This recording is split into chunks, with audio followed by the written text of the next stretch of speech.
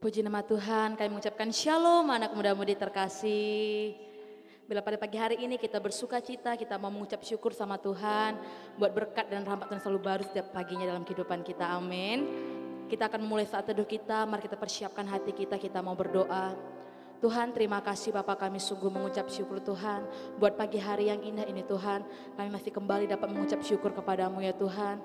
Kami mau lebih lagi masuk di dalam hadirat-Mu ya Bapa. Bila pada pagi hari ini Bapa, kami mau menaikkan pujian penyembahan kami yang terbaik bagi nama-Mu Tuhan. Ini doa kami Tuhan, sebab hanya di dalam nama Yesus. Amin.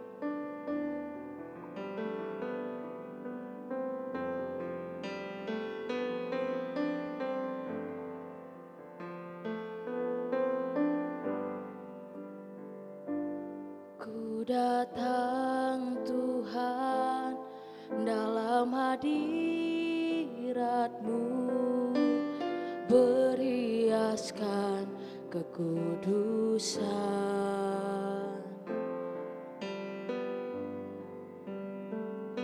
Seluruh surga sujud menyembah-Mu, ku tersungkur dan berseru, Kudus, kuduslah, kuduslah Tuhan, Allah semesta alam. Kudus, kuduslah, kuduslah Tuhan, surga bumi menyembah. Biar dari awal kita mengangkat pujian kita di hadapan Tuhan. Ku datang Tuhan dalam hadirat-Mu, berhiaskan kekudusan. Seluruh surga sujud menyembah-Mu, ku tersungkur dan berseru, Kudus, kuduslah, kuduslah Tuhan, Allah semesta alam. Kudus, kuduslah, kuduslah Tuhan, surga bumi menyembah.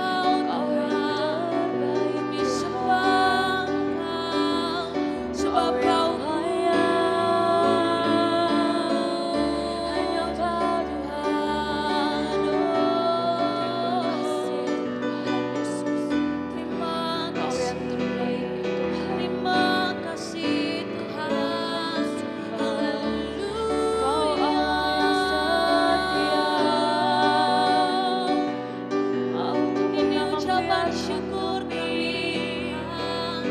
kami sembah memberikan yang terbaik. Engkau Allah kami, Engkau ajaib. Dulu, sekarang, dan selama-lamanya Tuhan, Engkau ajaib. Haleluya.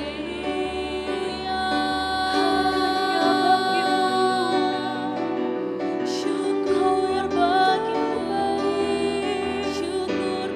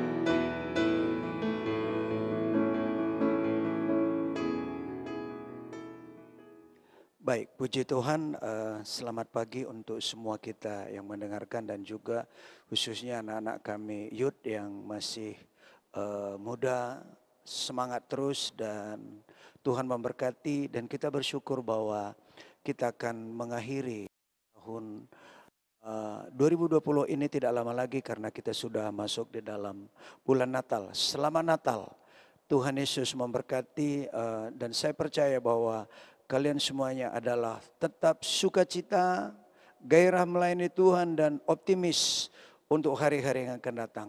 Baik, sebelum kita masuk ke dalam firman Tuhan, mari kita bersatu di dalam doa. Bapa di sorga, kami bersyukur kepadamu pada pagi hari ini.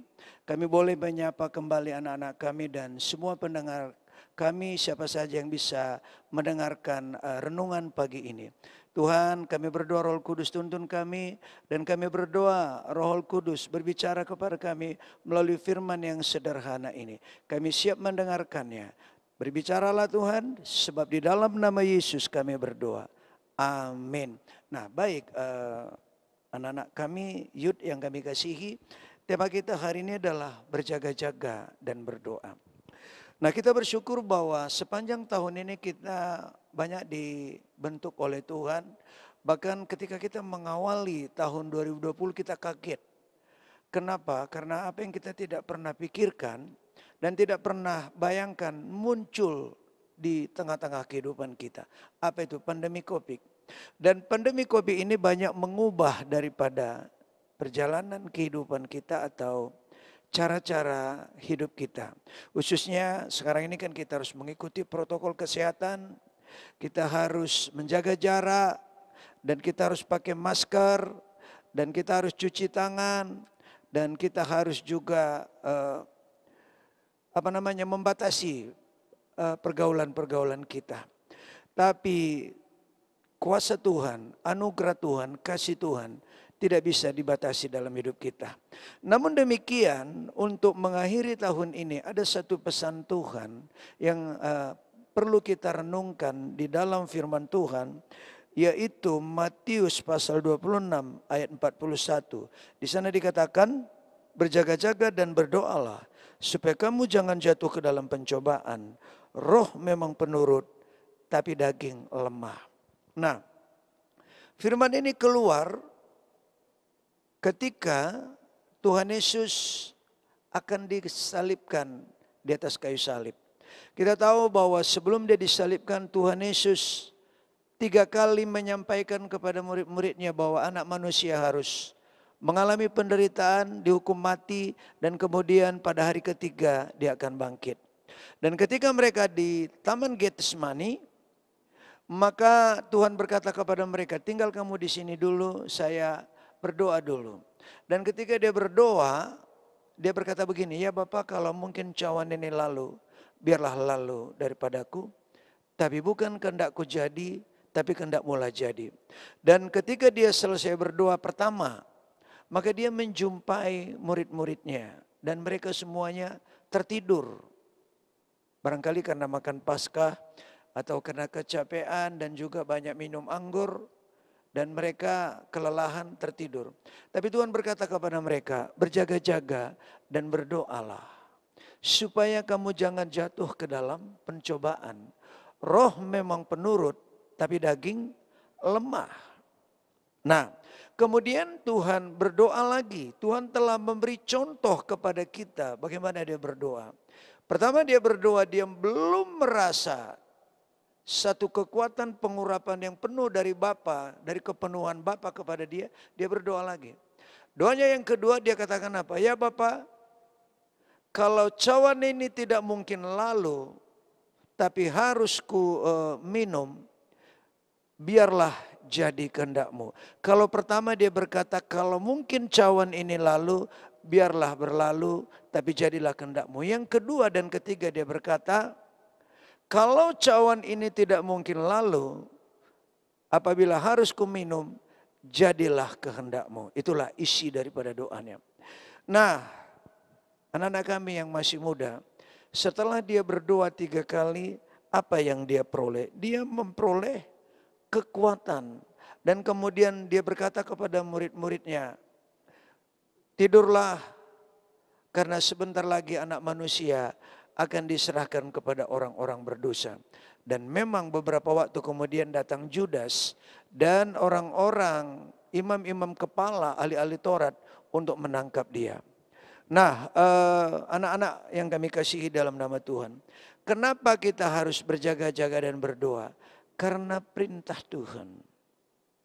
Tuhan tidak akan memberikan perintah, Tuhan tidak akan memberikan firman kepada kita kalau itu tidak menolong kita, kalau itu tidak menjadi berkat bagi kita.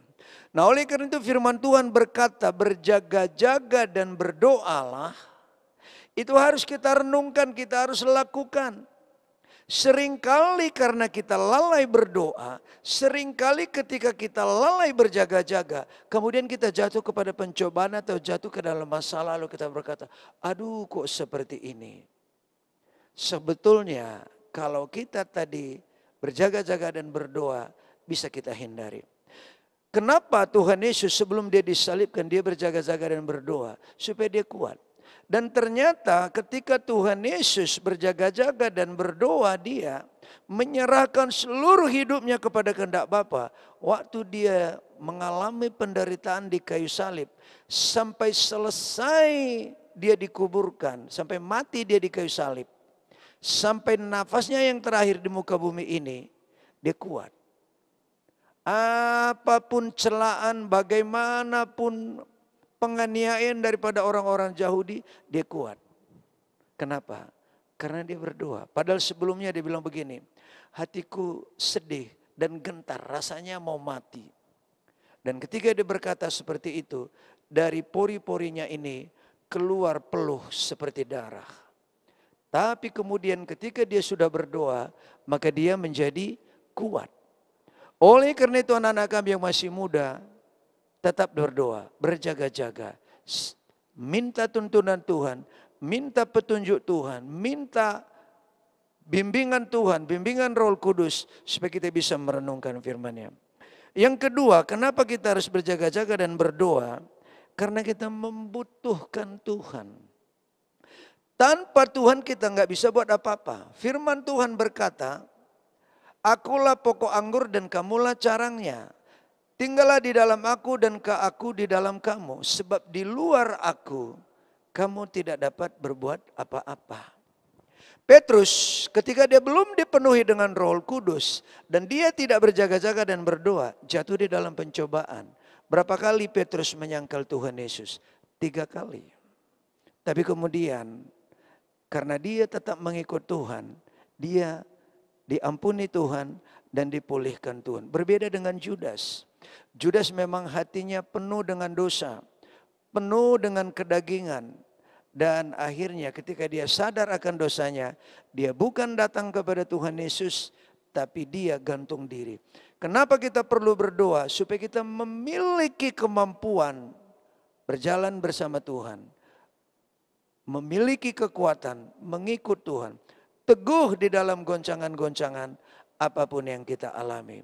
Jadi kenapa kita harus berdoa? Supaya kita kuat. Berikutnya, kenapa kita harus berjaga-jaga dan berdoa? Iblis mengintip kita di mana kita lemah. Efesus 6 ayat 11. Ya. Efesus 6 ayat 11 di sana dikatakan, kenakanlah seluruh perlengkapan senjata Allah supaya kamu dapat bertahan melawan tipu muslihat iblis. Karena iblis itu mengintip. Dengan apa dia intip kita? Tipu daya. Dia ingin menipu kita. Dengan kebodohan kita, dengan keinginan kita, dengan ego kita, dengan perasaan kita. Dia mau tipu kita. Tapi kalau kita berjaga-jaga dan berdoa, maka kita kuat. Kalau kita berjaga-jaga dan berdoa penuh dengan Roh Kudus, maka kita bisa melihat tipu daya iblis. Karena perjuangan kita bukan melawan darah dan daging, tetapi melawan pemerintah-pemerintah, melawan penguasa-penguasa, melawan penghulu-penghulu dunia yang gelap ini, melawan roh-roh jahat di udara. Musuh kita, pemerintah di udara, penguasa di udara, penghulu dunia gelap ini, dan roh-roh jahat di udara. Nah, jemaat yang kami kasih dan anak-anak muda yang kami kasih, kita harus banyak berdoa, berjaga-jaga supaya kita kuat melawan segala tipu daya iblis. Berikutnya, kenapa kita harus berdoa? Supaya kita bisa melihat ke depan. Matius 26 ayat 45. Perhatikan Tuhan Yesus setelah dia selesai berdoa. Sesudah itu ia datang kepada murid-muridnya dan berkata kepada mereka, tidurlah sekarang dan istirahatlah. Lihatlah, saatnya sudah tiba bahwa anak manusia diserahkan ke tangan orang berdosa. Bangunlah, marilah kita pergi. Dia yang menyerahkan aku sudah dekat. Ketika Tuhan Yesus berjaga-jaga dan berdoa, dia bisa melihat apa yang akan terjadi hari depan. Apa yang akan terjadi bagi dia untuk hari esoknya. Bahwa hari esok setelah dia berdoa, dia harus dihukum mati di kayu salib. Jadi kita berjaga-jaga dan berdoa supaya kita bisa melihat ke depan. Apa yang Tuhan akan lakukan.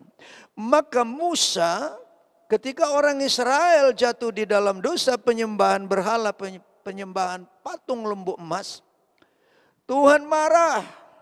Dan Tuhan berkata, Musa, izinkan aku menghancurkan seluruh orang Israel ini. Namun dari keturunanmu akan kubangun satu keturunan yang taat. Tapi Musa bilang begini, Tuhan jangan lakukan itu. Apa nanti kata orang, kata bangsa-bangsa lain, kalau engkau membinasakan semua orang Israel. Ampuni kesalahan mereka Bapak. Nanti bangsa-bangsa lain berkata, Tuhan membawa mereka ke padang gurun. Karena dia tidak bisa membawanya ke tanah yang dia janjikan, maka semua dibunuhnya di padang gurun. Oleh karena itu jangan lakukan itu Tuhan. Bila perlu, biarkan aku tidak mendapat bagian di dalam kerajaan-Mu.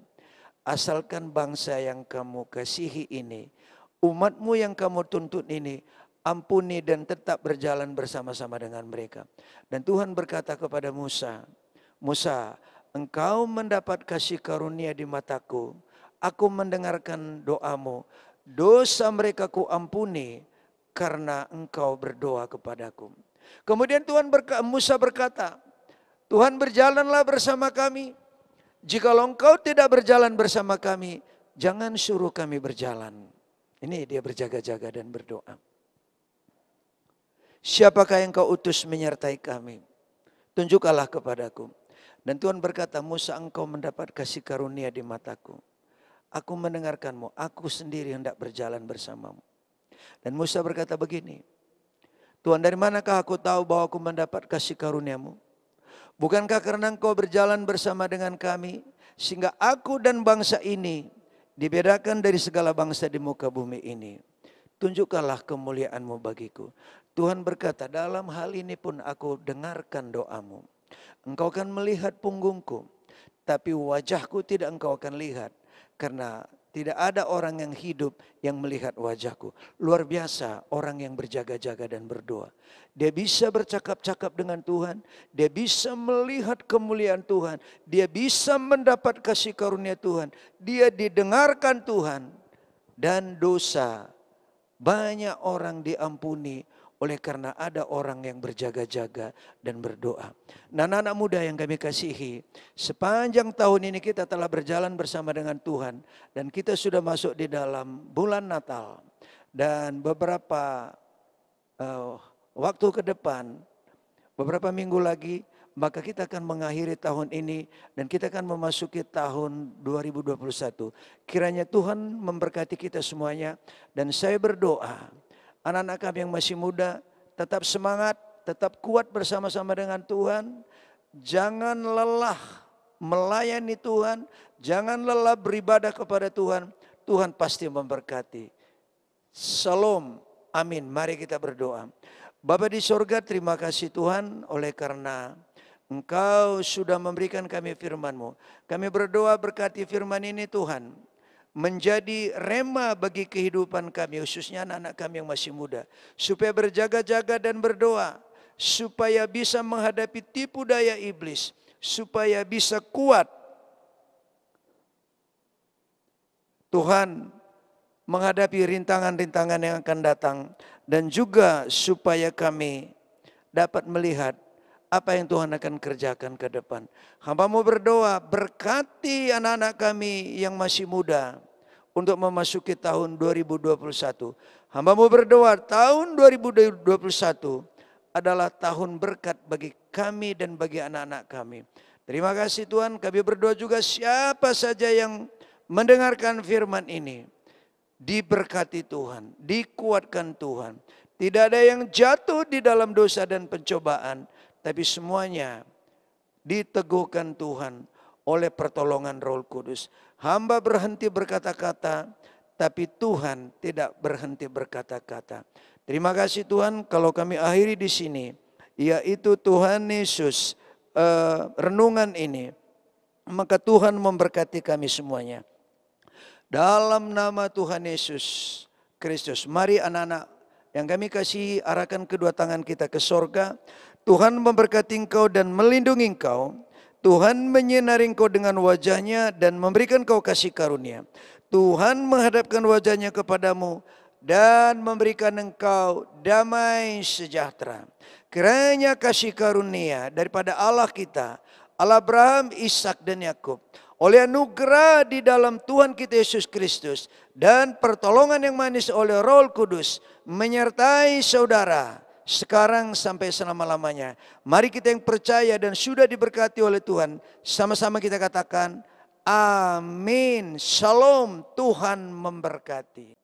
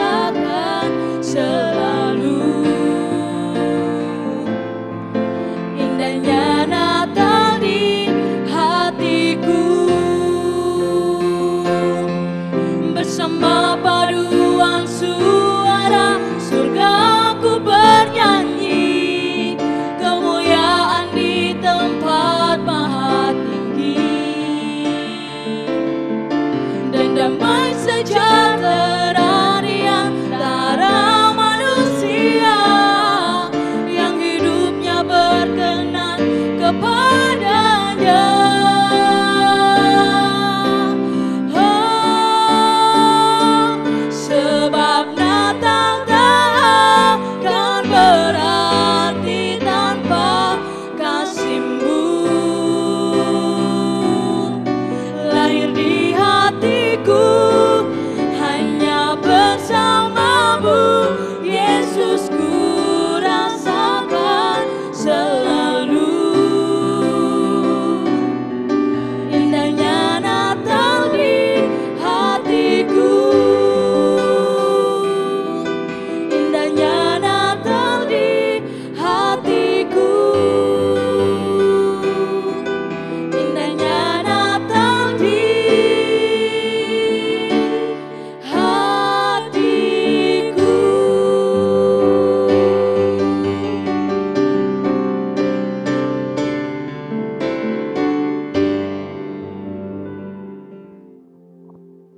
Kami dari Youth GB Deli Tua mengucapkan selamat Natal 25 Desember 2020 dan selamat menyambut tahun baru 1 Januari 2021. Sampai jumpa tahun depan. Shalom.